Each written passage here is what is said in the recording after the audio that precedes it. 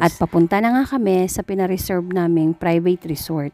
Galing na nga kaagad sa bilihan ng isda itong kapatid ko at ito yung nakakamiss dito dahil sobrang daming malalaking isda. Sa mga moment na nga yan, lahat kami excited na magkaroon ng family bonding. Tapos dumaan kami sa palengke, saod sa amin kung tawagin, para bumili ng ilang mga recados. At papunta na nga kami sa pinareserve naming private resort. Mabilis lang din kami nakarating dahil wala nga traffic dito. Perfect nga itong napareserve namin na private resort dahil meron na one big room na air condition.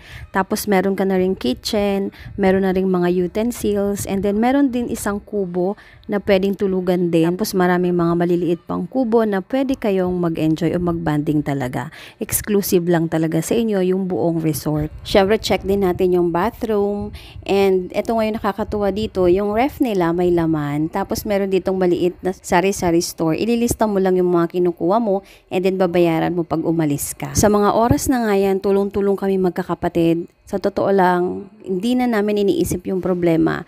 Gusto na lang namin mag-enjoy kasi ito talaga yung na-request ni Papa na gawin namin kapag umuwi nga kami. Bandang hapon nga, pumunta na kami sa tabing dagat dahil excited na nga rin talaga magtampisaw itong mga bata. At nakakatuwa nga dito kasi free na rin itong kayak.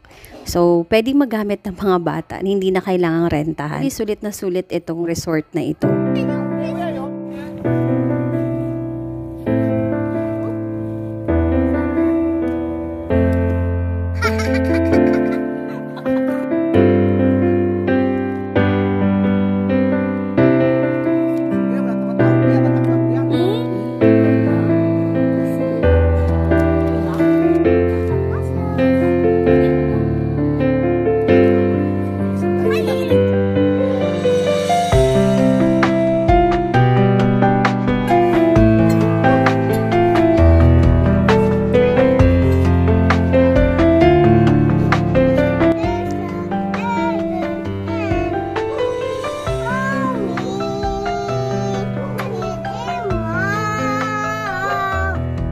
Kinabukasan, almusal muna, and then balik na naman kami sa tabing dagat.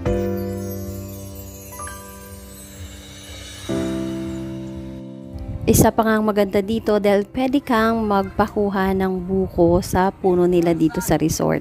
Babayaran mo lang yung aakyat. Habang nagvo-voice over nga ako sa mga videos na ito, sobrang namimiss ko si Papa kasi kalain mo, kami pa rin talaga yung inisip niya.